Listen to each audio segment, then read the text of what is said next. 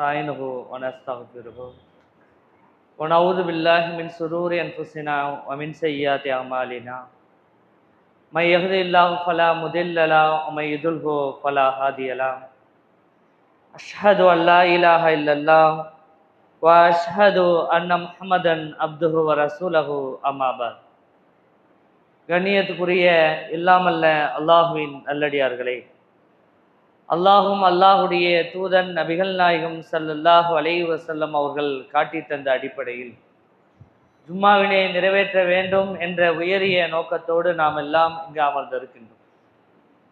இப்படிப்பட்ட இந்த தருணத்தில் இறைவன் நாடினால் சாத்தியமற்றதும் சாத்தியமாகும் என்ற தலைப்பில் ஒரு சில செய்திகளை இந்த நேரத்தில் நாம் அறிந்து கொள்ள இருக்கின்றோம். பெரும்பாலும் மனிதர்களாக இருக்கக்கூடிய நம்முடைய சிந்தனை என்பது நம்மால் எது முடியுமோ, நம்மிடத்தினுடைய ஆற்றலால் எதை சாதிக்க முடியுமோ அதுதான் சாத்தியமானது, தன்னால் இயலாதது, தன்னுடைய ஆற்றலுக்கு உட்படாதது எல்லாம் சாத்தியமற்றது என்று எல்லா விஷயத்திலும் நாம் முடிவெடுப்போம். உதாரணத்திற்கு, நாம் நினைக்கின்றோம் ஒரு அழகான ஒரு இருப்பிடத்தை கட்ட வேண்டும் என்று ஆசைப்படுவோம். அப்படி ஆசைப்படக்கூடிய தருணத்தில் நாம் ஒரு கால்குலேட் பண்ணுவோம், நம்ம மாதமே 8000 ரூபா சம்பாதிக்கிறோம், இதில் எப்படி சொந்தமாக ஒரு வீடு கட்ட முடியும் என்று நினைத்து தன்னளவுக்கு தனக்கான ஒரு வட்டத்தை ஏற்படுத்தி கொண்டு இது நமக்கு சாத்தியமற்றது என்று நாம் புறக்கணித்து விடுகின்றோம். ஆனால் இதை சாத்தியமற்றதாகவும் சாத்தியமாக்குவதாகவும் யாருடைய கையில் இருக்கிறது? படைத்த இறைவனுடைய கையில் இருக்கிறது. அப்ப இறைவன் மீதான அந்த நம்பிக்கை நாம் முதல்ல வைக்கணும். என்னால் முடியாது, என்னை படைத்த இறைவன் இதை சாத்தியமாக்கி காட்டுவான், என்னுடைய திறமையால் என்னுடைய ஆற்றலால் இதை செய்து முடிக்க முடியாது, ஆனால் என்னுடைய இறைவன் நாடினால் அது சாத்தியமாகும் என்ற நம்பிக்கை மற்றவர்களுக்கு இல்லாமல் இருந்தாலும் இறைவனை நம்பக்கூடிய இஸ்லாமிய சமூகத்திற்கு இந்த நம்பிக்கை ஆழமாக பதிந்திருக்க வேண்டும். இதற்கு அழகான ஒரு அற்புதமான ஒரு வரலாற்று நிகழ்வை நாம் எடுத்துக்கொள்ளலாம். நபிகள் நாயகம் ஸல்லல்லாஹு அலைஹி வஸல்லம் அவங்க ஹிஜ்ரி 6வது வருடம் அல்லாஹுடைய தூதர் அவர்களுக்கும் மக்கத்து குறைஷிகள் இணை வைப்பாளர்களுக்கும் இடையில ஒரு ஒப்பந்தம் நடைபெறுகின்றது. என்ன ஒப்பந்தம் என்று சொன்னால், 10 ஆண்டுகளுக்கு உங்களுக்கு நமக்கும் இடையில எந்த சண்டை சச்சரவும் இருக்கக்கூடாது, எல்லாரும் அமைதியா இருக்கணும், எவ்வளவு காலத்துக்கு தான் நம்ம அடிச்சுக்கிட்டு இருக்கிறது, அதனால ஒரு சமாதான உடன்படிக்கையை ஏற்படுத்தி கொள்வோம் என்று ஹுதைபியா என்ற ஒரு உடன்படிக்கை வரலாற்றில் நடைபெறுகின்றது. இந்த ஹுதைபியா உடன்படிக்கை பிறகு மக்காவில் இருக்கக்கூடிய முஸ்லிம்கள் நிம்மதியாக தன்னுடைய மார்க்கத்தை கடைபிடிக்க முடிந்தது. தன்னுடைய மார்க்கத்தை பிறருக்கு பிரச்சாரம் செய்வதற்கான ஒரு வழிவகையாக ஹுதைபியா உடன்படிக்கை இருந்தது. அப்ப ரசூல் ஸல்லல்லாஹு அலைஹி வஸல்லம் அவங்க இந்த ஹுதைபியா உடன்படிக்கைக்கு பிறகு என்ன செய்யறாங்கன்னா, ரசூல் ஸல்லல்லாஹு அலைஹி வஸல்லம் அவங்க மதீனாவிலிருந்து பல்வேறு மன்னர்களுக்கு கடிதங்களை எழுதி அனுப்புறாங்க. அல்லாஹுடைய தூதவர்கள் இஸ்லாத்தை நோக்கியும் இறைவனை நோக்கியும் ஏராளமான நாட்டு மன்னர்களுக்கு அல்லாஹுடைய தூதவர்கள் கடிதங்களை எழுதி அனுப்புறாங்க. நல்லா கவனிச்சாதான் வரலாறு இது. லைட்டா அசந்தாலும் என்ன சொன்னாங்கன்னு புரியாம போயிடும். அப்ப அல்லாஹுடைய தூதவர்கள் புஸ்ராவுடைய மன்னராக இருக்கக்கூடியவருக்கு ஒரு கடிதத்தை எழுதுறாங்க. ரசூல் ஸல்லல்லாஹு அலைஹி வஸல்லம் அவங்க புஸ்ரா நாட்டினுடைய மன்னருக்கு ஒரு கடிதத்தை எழுதி அந்த கடிதத்தை நபிகள் நாயகம் ஸல்லல்லாஹு அலைஹி வஸல்லம் அவங்க அல் ஹாரிஸ் இப்னு உமைர் அல் அஸ்தி என்று சொல்லக்கூடிய நபித்தோழர் அவரிடத்துல அல்லாஹுடைய தூதர் நபிகள் நாயகம் ஸல்லல்லாஹு அலைஹி வஸல்லம் அவங்க கொடுத்து அனுப்புறாங்க. புஸ்ரா நாட்டுடைய மன்னருக்கு அல் ஹாரிஸ் இப்னு உமைர் அல் அஸ்தி என்று சொல்லக்கூடிய நபித்தோழர் இடத்துல ஒரு கடிதத்தை எழுதி இறைவன் பக்கம் இஸ்லாத்தின் பக்கம் அழைப்பு விடுத்து அல்லாஹுடைய தூதவர்கள் ஒரு கடிதத்தை எழுதி அனுப்புறாங்க. இந்த கடிதத்தை பெற்றுக்கொண்ட அல் ஹாரிஸ் இப்னு உமைர் என்ன செய்கிறான்னு சொன்னா, கடிதத்தை பெற்றுக்கொண்டு சாம் நாட்டை எல்லாம் கடந்துதான் அந்த பகுதிக்கு செல்லணும். அப்ப அவர் சாம் நாட்டை நெருங்கி என்ன செய்யறான்னு சொன்னா கடிதத்தை கொண்டு போறாரு. அப்படி கொண்டு போகக்கூடிய தருணத்துல சாம் நாட்டினுடைய பல்கா என்று சொல்லக்கூடிய ஒரு மாநிலம், அந்த மாநிலத்துல அங்கே ஒரு பகுதி இருக்கிறது, மூத்தா என்று வரலாறில் பேசப்படுகின்றது. மூத்தா என்றும் வருகின்ற ஹதீஸ்ல முஅத்தா என்ற பெயரிலும் ஹதீஸ்ல பதிவு செய்யப்பட்டிருக்கிறது.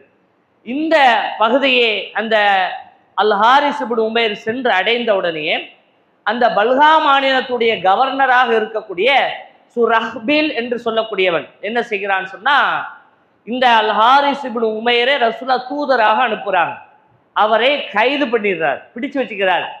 பிடித்து வைத்தது மட்டும் கிடையாது, இந்த சுரஹ்பில் என்று சொல்லக்கூடிய அந்த புஸ்ரா நாட்டு மாநிலத்துடைய கவர்னராக இருக்கக்கூடியவன் கொலையும் செய்து விடுகின்றான். அல்லாஹ்வுடைய தூதவர்கள் ஒரு நாட்டினுடைய செய்தியை இன்னொரு நாட்டுக்கு கடத்தக்கூடிய ஒரு தூதரை ரசூலா அனுப்புறாங்க. அந்த தூதரை கொலை செய்து விட்டார்கள் என்ற கடுமையான கோபத்திற்கு அல்லாஹ்வுடைய தூதவர்கள் ஆளாகிறாங்க.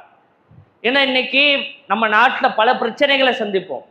பல பிரச்சனைகளுக்கு ஜனநாயக ரீதியான பல்வேறு போராட்டங்களை முன்னெடுப்போம். சட்டமன்ற முற்றுகை என்போம், கலெக்டர் அலுவலக முற்றுகை என்று சொல்லுவோம், அதே மாதிரி எம்பி அலுவலக முற்றுகை என்று சொல்லுவோம். இதற்படி ஒரு முற்றுகை அறிவித்தாலும் கூட இதற்கு கொடுக்கக்கூடிய பாதுகாப்பை காட்டிலும், உதாரணத்துக்கு நம்ம பக்கத்து அண்டை நாடாக இருக்கக்கூடிய இலங்கை, அங்கே இஸ்லாமியர்கள் பாதிக்கப்படுறாங்க, அல்லது இங்கிருந்து மீன் வேலைகள் செய்யக்கூடியவர்கள் கடலுக்கு செல்லும் பொழுது இலங்கை இராணுவத்தினால் தாக்கப்படுறாங்க. அப்ப இதையெல்லாம் கண்டித்து நம்மால் இயன்ற அளவுக்கு இந்தியாவில இருந்து, தமிழகத்தில இருந்து இலங்கை தூதரகம் முற்றுகை, அமெரிக்கா தூதரகம் முற்றுகை இப்படின்று அறிவித்தால், தன் நாட்டில் இருக்கக்கூடிய ஒரு பகுதியை முற்றுகையிடுகிறோம் என்று நாம் சொன்ன காட்டிலும் 4 அடுக்கு பாதுகாப்பு, 5 அடுக்கு பாதுகாப்பு எல்லாம் அளிப்பாங்க. ஏன்? அந்த தூதரகத்தின் மீது யாரும் கை வைத்து விடக்கூடாது. அன்று முதல் இன்று வரைக்கும் கடைபிடிக்கக்கூடிய மரபு. இந்தியாவுக்கும் பாகிஸ்தானுக்கு யுத்தம் நடைபெற போகுதுன்னு சொன்னா, முதல்ல இந்தியாவில் என்ன செய்வான்? தூதரகத்தை ரிட்டர்ன் பண்ணுவான். நீங்க உன் நாட்டுக்கு போ, உன் நாட்டோடு நாங்கள் யுத்தம் புரிய போறோம்னு சொல்லிட்டு அந்த தூதர் மீது யாரும் கை வைத்து விட மாட்டார்கள். ஏனென்று சொன்னால், ஒரு நாட்டினுடைய செய்தியை அடுத்த நாட்டுக்கு கொண்டு போய் சேர்ப்பதே இந்த தூதர் வழியாக தான் செல்லும். அப்ப ரசூல் ஸல்லல்லாஹு அலைஹி வஸல்லம் அவங்க புஸ்ரா மன்னருக்கு அல் ஹாரிஸ் இப்னு உமைரை தூதராக போட்டு கடிதத்தை கொடுத்து அனுப்புறாங்க. அவரை சாம் நாட்டினுடைய பல்கா மாநிலத்துடைய கவர்னராக இருக்கக்கூடிய சுரஹ்பீல் என்று சொல்லக்கூடியவன் கைது செய்து கொலையும் செய்து விடுகின்றான்.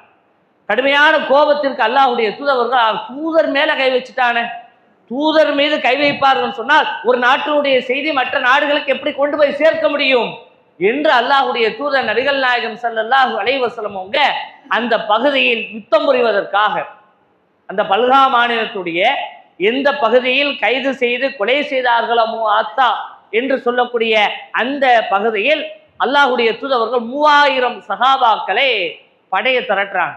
நீங்க போங்க, 3000 பேர் போங்க, அந்த பகுதியில யார் இந்த தூதர் மீது கை வைத்தார்களோ அவர்களுக்கு எதிராக நீங்க போராடுங்க, நீங்கள் யுத்தம் புரிகள் என்று அல்லாஹ்வுடைய தூதர் நபிகள் நாயகம் ஸல்லல்லாஹு அலைஹி வஸல்லம் அவங்க 3000 சஹாபாக்களை அனுப்பி விடுறாங்க. அல்லாஹ்வுடைய தூதவர்கள் இந்த யுத்தகலத்திற்கு செல்லவில்லை. 3000 சஹாபாக்களை அல்லாஹ்வுடைய தூதவர்கள் அனுப்புறாங்க. அனுப்பும்போது அல்லாஹ்வுடைய தூதவர்கள் அந்த 3000 பேர்களுக்கான படை தளபதிகளை ரசூலா நியமிக்கிறாங்க. வழி நடத்தணும்ல, அதற்கு அல்லாஹ்வுடைய தூதவர்கள் ஃபர்ஸ்ட் சொல்றாங்க, ஸைத் பின் ஹாரிஸா, நீங்கள் படை தளபதியாக இந்த போரினுடைய கொடியை ஏந்தியவாறு படையை நீங்க வழி நடத்த வேண்டும் என்று அல்லாஹ்வுடைய தூதவர்கள் ஸைத் பின் ஹாரிஸாவை நியமிக்கிறாங்க. சொல்லிவிட்டு அல்லாஹ்வுடைய தூதவர்கள் சொல்றாங்க, ஒரு வேளை அந்த யுத்தகலத்தில் ஸைத் பின் ஹாரிஸா கொல்லப்படுவார் என்று சொன்னால், அடுத்த படை தளபதியாக அந்த கொடியினை கையில் ஏந்தியவாறு படையை வழி நடத்தக்கூடியவராக ஜாபர் பின் அபு தாலிப் நீங்கள் இருங்க என்று ரசூலா அடுத்த படை தளபதியை சொல்றாங்க. அடுத்து ரசூலா சொல்றாங்க, ஒருவேளை அந்த யுத்தகலத்தில் ஜாபர் பின் அபு தாலிப்பும் கொல்லப்படுவார் என்று சொன்னால், அடுத்த படை தளபதியாக அப்துல்லாஹ் பின் ரவாஹா நீங்கள் படையை வழி நடத்த வேண்டும் என்று அல்லாஹ்வுடைய தூதர் நபிகள் நாயகம் ஸல்லல்லாஹு அலைஹி வஸல்லம் அவங்க 3 படை தளபதிகளை நியமித்து அல்லாஹ்வுடைய தூதவர்கள் அந்த பகுதிக்கு யுத்தத்திற்கு அனுப்புறாங்க. எந்த யுத்தத்திற்கு ரசூலா எந்த படையை அனுப்பினாலும் அல்லாஹ்வுடைய தூதவர்கள் அந்த படையை வழிநடத்தக்கூடிய அந்த தளபதியையும் தனியாக அழைத்து பல்வேறு ஆலோசனைகளை ரசூலா சொல்லுவாங்க. அப்படி அல்லாஹ்வுடைய தூதவர்கள் இந்த படையிடத்திலும் ஆலோசனை சொல்றாங்க. புரைதா பின் அல் ஹபீஸ் என்று சொல்லக்கூடிய நபித்தோழர் சொல்றாங்க, அல்லாஹ்வுடைய தூதவர்கள் அந்த படை தளபதிகளை அழைத்து, இறைவனை அஞ்சுமாறும் நீங்கள் அழைத்து செல்லக்கூடிய முஸ்லிம்களுடைய நலனில் நீங்கள் நலனை பேணுமாறும் அல்லாஹ்வுடைய தூதவர்கள் உபதேசம் செய்தார்கள்.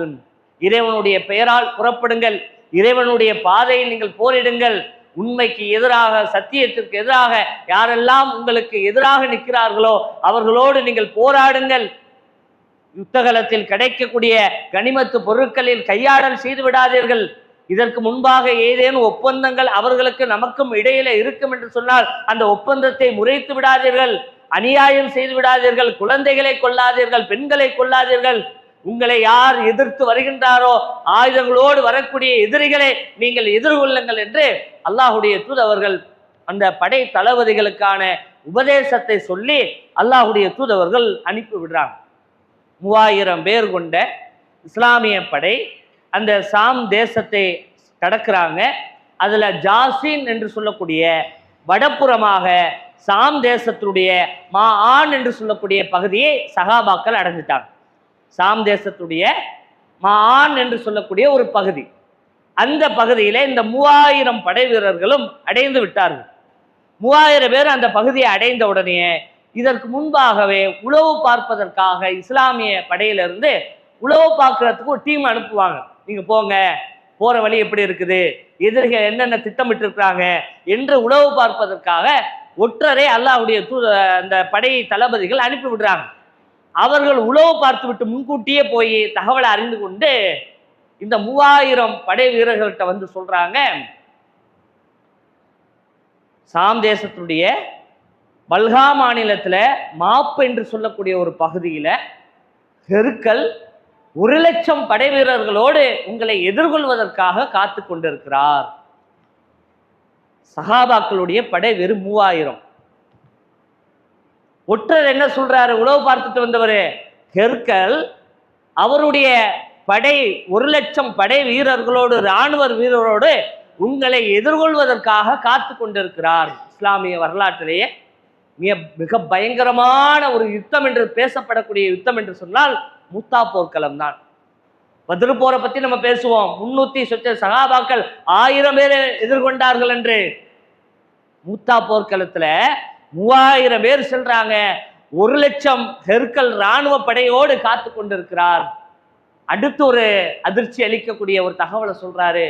1,00,000 கிடையாது, லக்கும், ஜூதாம், பல்கைன், பஹ்ரா, பலி கோத்திரத்தை சேர்ந்த மேற்கொண்டு 1,00,000 நபர்கள், கிட்டத்தட்ட 2,00,000 பேரை நீங்கள் எதிர்கொள்ள வேண்டும் என்று அந்த ஒற்றர் சொன்ன உடனேயே சஹாபாக்கள் எல்லாம் திடுக்கிட செய்துட்டாங்க. மனிதர்கள் தானே, 3000 பேரு 2,00,000 பேரை எதிர்கொள்றதா? படை ஒரு இஞ்சி நகலல, அங்கேயே தங்கிட்டாங்க. அந்த இடத்திலேயே தங்குறாங்க. 3000 பேர் நம்ம இருக்கிறோம், 2,00,000 பேரை எதிர்கொள்ளணுமா? அந்த இடத்திலேயே 2 நாட்கள் தங்கிட்டாங்க. அவங்களுக்கு இடையில ஒரு ஆலோசனை நடக்குது, என்ன செய்யலாம் என்ற. தற்கொலைக்கு சமம் இல்லையது. 3000 பேர் 2,00,000 பேரை போய் எதிர்கொள்ள முடியுமா? தற்கொலைக்கு சமமான ஒரு நிலைங்கிற காரணத்தினால சகாபாக்களுக்குள்ள ஒரு ஆலோசனை, என்ன செய்யலாம், நம்ம இங்கேயே இருப்போம், இந்த பகுதியிலே இருப்போம், அல்லாஹுடைய தூதருக்கு இந்த செய்தியை சொல்லி அனுப்புவோம். கடிதத்தின் வாயிலாக அல்லாஹுடைய தூதருக்கு இது மாதிரி 2,00,000 எதிரிகளை எதிர்கொள்ள வேண்டி இருக்கிறது என்ற செய்தியை சொல்லி அல்லாஹுடைய தூதருக்கு நாம் அனுப்பி விடுவோம் என்று சஹாபாக்களுக்கு இடையில ஒரு ஆலோசனை நடக்குது. அவங்க சொல்றாங்க, நம்ம ரசூலுல்லாஹ்க்கு சொல்லுவோம், அல்லாஹுடைய தூதவர்கள் மதீனாவிலிருந்து படை வீரர்களை அதிகப்படுத்தக்கூடும், வேற நிறைய சஹாபாக்களை நமக்கு துணையாக அனுப்பி விடுறதுக்கு ரசூலுல்லாஹ் செய்வாங்க. அப்படி இல்லைன்னா கூட வேறு ஏதாவது ஆலோசனையை அல்லாஹ்வுடைய தூதவர்கள் நமக்கு தருவாங்க என்று என்ன செய்யறாங்கன்னா ஒரு மசூரா நடக்குது. இந்த மசூரா நடக்கும்போது அப்துல்லாஹ் இப்னு ரவாஹா என்று சொல்லக்கூடியவர், யாருன்னு சொன்னா அவரு 3வது படை தளபதியாக சொன்னோம். ஜெயித் பின் ஹாரிஸா கொல்லப்படுவார் சொன்னால் அடுத்து படையை வழி நடத்துவது ஜாபர் பின் அபு தாலிப், அவர் கொல்லப்படுவார் சொன்னா அப்துல்லாஹ் பின் ரவாஹா அவர் படையை வழி நடத்த வேண்டும் ரசூலுல்லாஹ் சொன்னாங்கல்ல. அந்த அப்துல்லாஹ் இப்னு ரவாஹா என்ன செய்யறான்னு சொன்னா எழுந்து, சஹாபாக்கள் அந்த மசூரா நடக்குது, ஆலோசனை கூட்டம் நடக்குது, இவர் எந்திரிச்சு ஒரு வீரதீரமான ஒரு உரை நிகழ்த்துறார். என்ன நிகழ்த்துறான்டா, இப்ப பேசிக்கிட்டு இருக்கிறீங்களா மசூரா, இந்த மசூரால எனக்கு உடன்பாடே கிடையாது. 3000 பேர் நம்ம இருக்கிறோம், 2,00,000 பேரை எதிர்கொள்ளணுமே, என்ன செய்யலான்னு பேசிக்கிட்டு இருக்கிறீங்களே, இந்த ஆலோசனை கூட்டத்தில் எனக்கு உடன்பாடே கிடையாது என்று அப்துல்லாஹ் இப்னு ரவாஹா சஹாபாக்கள் மத்தியில கர்ச்சிக்கிறார். சொல்லிவிட்டு அந்த நபித்தோழர் சொல்கின்றார், வல்லாஹி அல்லாஹ் மீது ஆணையாக, நீங்கள் வெறுக்கக்கூடிய இந்த வீர மரணம் இருக்கிறத, மதினால இருந்து இந்த ஷஹீதுக்காக தான் நீங்க புறப்பட்டு வந்தீங்க. இந்த இடத்துல அந்த வெறுத்து கொண்டு இருக்கிறீர்களே வீர மரணம், அந்த வீர மரணத்தை எதிர்பார்த்து தான் மதினால இருந்து நீங்க புறப்பட்டு வந்தீங்க. கொல்ல போர்னு சொன்னா ஷஹீத் ஆகுவோம் என்ற சிந்தனையில தான் அங்கேருந்து கிளம்பி வந்தீங்க. என்ன இங்க வந்தோட 3000 பேர் 2 லட்சம் பேர் எப்படி எதிர்கொள்றதுன்னு யோசிக்கிறீங்களே. நீங்க மதினால இருந்து புறப்பட்டு வந்தீங்களே, எதை வச்சு வந்தீங்க?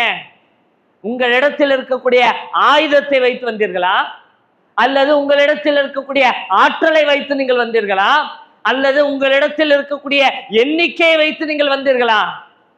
எதை வச்சு மதினால இருந்து யுத்தத்துக்கு கிளம்பி வந்தீங்க? அல்லாஹ் இருக்கிறான்னு தானே வந்தீங்க. அவன் அவனுடைய மார்க்கத்திற்கு கண்ணியம் சேர்ப்பான் என்று தானே நீங்க வந்தீங்க. அப்படி வந்திருக்கக்கூடிய நீங்கள் அவனுடைய மார்க்கத்திற்கு அவன் கண்ணியத்தை சேர்ப்பான், இங்கே இந்த படை புறப்படட்டும் என்று அப்துல்லாஹ் இப்னு ரவாஹா சஹாபாக்கள் மத்தியில ஒரு வீர உரை நிகழ்த்துகின்றார். அவர் பேசி முடிச்ச உடனேயே 3000 சஹாபாக்களுடைய மனதில் ஒரு மாற்றம். சொல்வது சரிதான், ஷஹீதை எதிர்பார்த்து வீர மரணத்தை எதிர்பார்த்து தான் நாம் புறப்பட்டு வந்தோம். இறுதியா அப்துல்லாஹ் இப்னு ரவாஹா சொல்கின்றார், புறப்படுங்கள், 2 லட்சம் எதிரிகளை எதிர்கொள்வோம், புறப்படுங்கள். 2 பாக்கியத்துல ஒரு பாக்கியம் நிச்சயம். அது என்ன 2 பாக்கியம்? வெற்றி பட்டால் வெற்றி என்ற பாக்கியம், இல்லை வீழ்ந்து விட்டால் ஷஹீத் என்று சொல்லக்கூடிய 2 பாக்கியத்துல ஒரு பாக்கியம் நிச்சயம் என்று அப்துல்லாஹ் இப்னு ரவாஹா சஹாபாக்களிடத்தில் சொன்ன உடனேயே அந்த 3000 பேரும் மூத்தா என்று சொல்லக்கூடிய பகுதியை சென்றடைகின்றார்கள். அந்த பகுதியில் யுத்தம் நடைபெறுகின்றது. 3000 சிறு கூட்டம் பன்மடங்காக இருக்கக்கூடிய 2 லட்சம் எதிரிகளை எதிர்கொள்கின்றார்கள். யுத்தம் ஆரம்பமாகிவிட்டது. யுத்தத்துடைய காட்சிகளை எல்லாம் அல்லாஹுடைய தூதர் நபிகள் நாயகம் ஸல்லல்லாஹு அலைஹி வஸல்லம் அவர்களுக்கு அல்லாஹ் நேரடியாக காட்டுகின்றான். இன்னைக்கு தானே லைவ் டெலிகாஸ்ட், எங்கேயோ நடக்கிறத டிவியில் உட்காந்து பார்க்குறோம்ல. படைத்த இறைவன் 1400 ஆண்டுகளுக்கு முன்பாகவே அல்லாஹுடைய தூதருக்கு மூத்தா என்று சொல்லக்கூடிய பகுதியில் நடைபெறக்கூடிய அந்த யுத்தத்தை அல்லாஹுடைய தூதருக்கு அல்லாஹ் நேரடியாக காட்டுறான். ரசூல் ஸல்லல்லாஹு அலைஹி வஸல்லம் அவங்க நிகழ்வுகளை பார்த்து சுத்தி சஹாபாக்கள் இருக்கிறாங்க. சஹாபாக்களுக்கு ஒவ்வொன்றா ரசூலா விளக்குறாங்க. இதோ யுத்தம் ஆரம்பமாகிவிட்டது. அந்த யுத்தத்தினுடைய கொடியை ஏந்தியவாறு ஸெய்த் பின் ஹாரிஸா 3000 படை வீரர்களை வழிநடத்தி கொண்டிருக்கிறார். ரசூலா சொல்றாங்க, இதோ ஸெய்த் பின் ஹாரிஸா அந்த யுத்த களத்தில் கொல்லப்பட்டு விட்டார். அல்லாஹுடைய தூதருடைய கண்கள் இருந்து கண்ணீர் வடிந்தவாறு ரசூலா அதை அப்படியே சொல்றாங்க. அடுத்த பட தளபதியாக இருக்கக்கூடிய ஜாபிர் பின் அபூ தாலிப் அவர் கொடியை ஏந்தியவாறு படை வீரர்களை வழிநடத்தி கொண்டிருக்கிறார். அந்த ஜாபிர் பின் அபூ தாலிபும் அந்த யுத்த களத்தில் கொல்லப்பட்டு விட்டார். அடுத்து ரசூலா சொல்றாங்க, அடுத்த பட தளபதியாக இருக்கக்கூடிய அப்துல்லாஹ் இப்னு ரவாஹா கொடியை கையில் ஏந்தியவாறு படையை வழிநடத்தி கொண்டிருக்கிறார். அந்த அப்துல்லாஹ் இப்னு ரவாஹாவும் யுத்தகலத்தில் கொல்லப்பட்டு விட்டார். ரசூல் ஸல்லல்லாஹு அலைஹி வஸல்லம் கண்கள்ல கண்ணீர் வடிந்தவாறு அந்த நிகழ்வை சஹாபாக்களுக்கு மதீனாவில் இருக்கக்கூடிய தோழர்களுக்கு ரசூலா சொல்றாங்க. அடுத்து அல்லாஹ்வுடைய தூதர்கள் சொல்கின்றார்கள், படை தளபதியாக நியமிக்காத காலித் பின் வலீத். யார் அவர்? இந்த காலித் பின் வலீத் ஹிஜ்ரி 7 நெருக்கத்துல தான், ஹிஜ்ரி 8 இந்த யுத்தம் நடைபெறுகின்றது. ஹிஜ்ரி 7 தான் இஸ்லாத்துக்குள்ள நுழைகிறார். ஹுதைபியா உடன்படிக்கை நடைபெறக்கூடிய தருணத்தில் இணை வைப்பாளர்களுடைய மிகப்பெரிய ஒரு வீரராக தலைவராக இருந்தவர் காலித் பின் வலீத். அவர் இஸ்லாத்திற்கு வந்து ஓராண்டுல இந்த மூத்தா யுத்தகலத்தில் கலந்து கொள்கின்றார். அல்லாஹுடைய தூதர்கள் சொல்கின்றார்கள், இதோ காலித் பின் வலீத் படை தளபதியாக நியமிக்காமலேயே கொடியை கையில் ஏந்தியவாறு படையை வழி நடத்துகின்றார். அல்லாஹு ரப்புல் ஆலமீன் காலித் பின் வலீதுடைய கையில் அல்லாஹ் வெற்றியை கொடுத்து விட்டான். கற்பனை பண்ணி பாருங்க, 3000 பேர் 2 லட்சம் பேரை ஓட ஓட விரட்டி இருக்கிறார்கள். சாத்தியமற்றதையும் சாத்தியமாக்கக்கூடியவன் படைத்த இறைவன். நம்முடைய கணக்கு, நம்முடைய ஆற்றல், நம்முடைய சிந்தனை, நம்மிடத்தில் என்ன இருக்கிறதோ அதை வைத்துதான் நாம் கணக்கிடுவோம். சாத்தியமற்றதையும் சாத்தியமாக்கக்கூடிய ஆற்றல் படைத்தவன் ரப்புல் ஆலமீன். ஏன் அந்த நம்பிக்கை நம்மகிட்ட இல்லை? ஏன் அந்த உறுதிப்பாடு நம்ம இடத்துல இல்லை?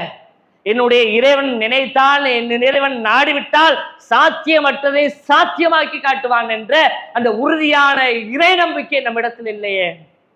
3000 பேர் 2 லட்சம் எதிரிகளை எதிர்கொண்டு யுத்தகலத்தில் வெற்றி பெறுகின்றார்கள்.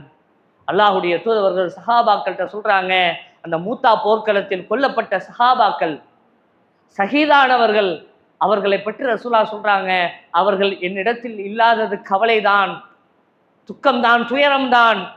ஆனால் அவர்கள் என்னிடத்தில் இருப்பதை காட்டிலும் அல்லாஹ்விடத்தில் அவர்களுக்கு கிடைக்கக்கூடிய அந்த பேற்றினை நினைக்கக்கூடிய தருணத்துல அல்லாஹ்விடத்தில் இருப்பதுதான் அவர்களுக்கு சிறந்தது.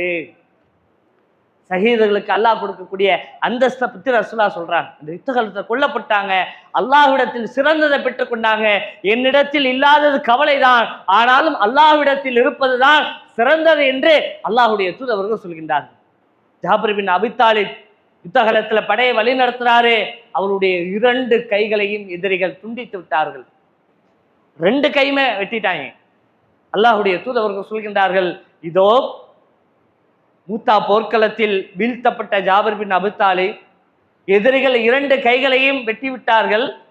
அந்த ஜாபிர் பின் அபி தாலிப் இதோ ஜிப்ரீல் அலைஹிஸ்ஸலாம் அவர்கள், மீகாயில் அலைஹிஸ்ஸலாம் அவர்களோடு இணைந்து அல்லாஹ் அந்த கைகளுக்கு பதிலாக அல்லாஹ் ரெக்கைகளை கொடுத்து விட்டான். அந்த ரெக்கைகளை வைத்து ஜிப்ரீலோடும் மீகாயிலோடும் பறந்து மேலேறி சென்று கொண்டிருக்கிறார் என்று அல்லாஹுடைய தூதர் நபிகள் நாயகம் ஸல்லல்லாஹு அலைஹி வஸல்லம் அவங்க சொல்றாங்க.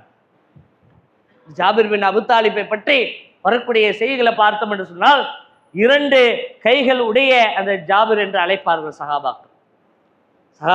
ஜாபிர் பின் அபி தாலிபை சொல்லும் பொழுது 2 கைகளை உடைய ஜாபிர், ஜாபிர் பின் அத்தையார், பறக்கக்கூடிய ஜாபிர், இப்படியெல்லாம் பல்வேறு பெயர்கள்ல அவருடைய மகனை அழைக்கும் போது கூட ஜாபிர் துல் ஜனாஹைன் இறகு ரெக்கைகளுடைய ஜாபிரினுடைய மகனே என்றுதான் அவருடைய மகனை அழைப்பாங்க.